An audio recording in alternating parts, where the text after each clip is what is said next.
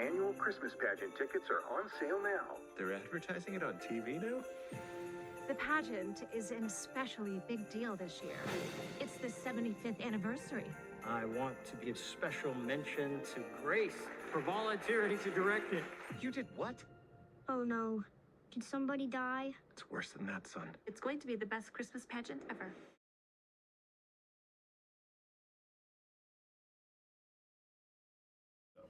I love telefilm, first of all. I'm a word person, and I'm putting that one in my front pocket. Telefilm, thank you. I haven't seen it. I did see the original Captain America before they rebooted it. That was one of my favorite films growing up. Have you seen that as the big comic book person you are? Nope. Well, that's weird, because you're in the MCU. Yes, I'm supposed to read every comic book No, ever maybe made. just the hits. Maybe just the top 5 big ones. Is Batman DC or Marvel? Do you? DC. Ooh.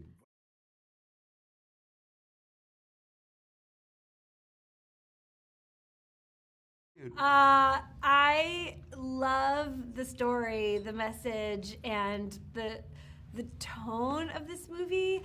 When I had my meeting with Dallas and he told me about how passionate he was about this story, that got me really fired up. And it's hugely flattering to have the director of the movie that he has wanted to make for most of his adult life tell you that he wants you to be the mom in it. It's like, it's a big compliment. So I got really excited about the script, and after I met Dallas, when he told me how he wanted to shoot the movie, what he wanted it to look like, I was super fired up. And then when I read the script actually before the book, and so I went back and read the book, and then like the fourth thing is that he kept it so close to the book that I know, since this book is such a treasured story for so many generations of people, that they were gonna love the movie. It's a no-brainer.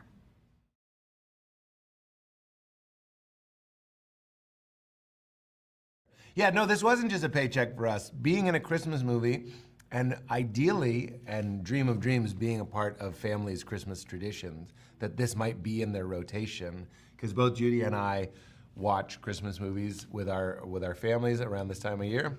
And there's never enough. Honestly, There's not. we run out. We're watching Gone Girl, but I have sleigh bells like this, just trying to fill the void.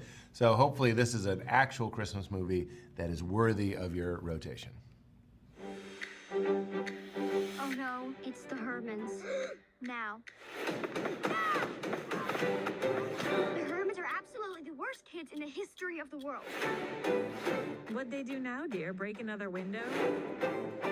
Set something on fire? Steal your lunch and then punch you for not having any candy. No, even worse. We're gonna be in your Bible play. Herdman's in church. Oh boy.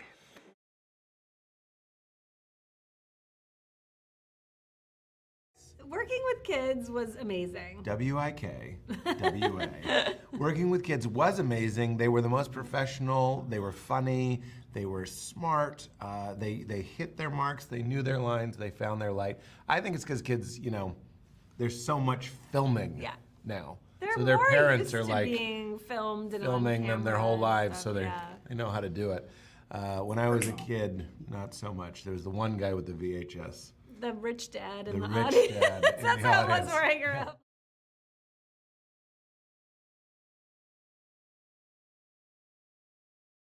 That's more like antagonist, maybe, not villain. I'm going to agree with you. Charlie is the villain. He's got those glasses that I feel like he could take off and go, my name is He's now got a little Clark Kent quality. Dr. X, and he lives in a volcano, so I could see that.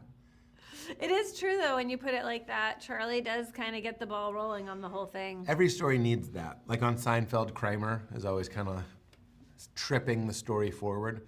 My mom is like that. She's the one that would be like, you just need a nose job. Like, that's my mom. It's true. Oh. She said that about you.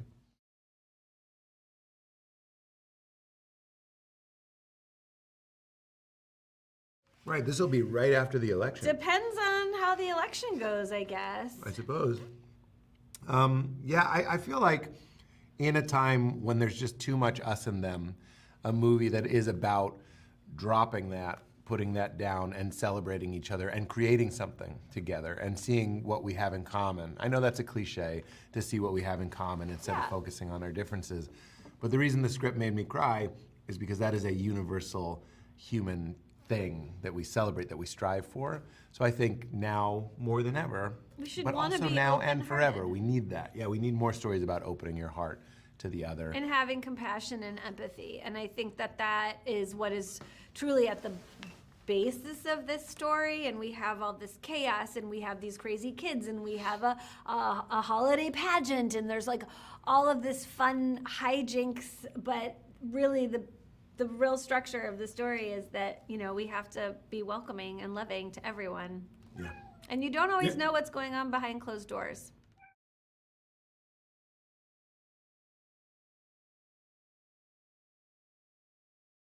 Man, I don't want to go first. I think Grace Grace started training immediately for the Olympics, won a bronze in curling.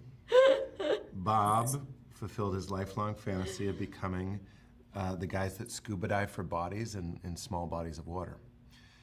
I didn't find any, but there was a pretty realistic Halloween mask that scared the bejeez out of me. I think that maybe I would imagine Grace probably got a lot more active in the community after that. Cute. Her answer was good. I thought you all might be interested in one of my stuffs. You never told me you visited the Herdmans. I got the biggest ham for you guys. Is your mom home? Not when the sun's up. What if the Hermans ruin this for you? They probably will, but it's not about me. Jesus was born for the Herdmans as much as he was for us. We'll be missing the whole point of the story if we turn them away. Well, that's a pageant I'd actually like to see. Mother Mary puffing on a cigar, shepherds clobbering each other with their hooks. $5 say they burned down the manger.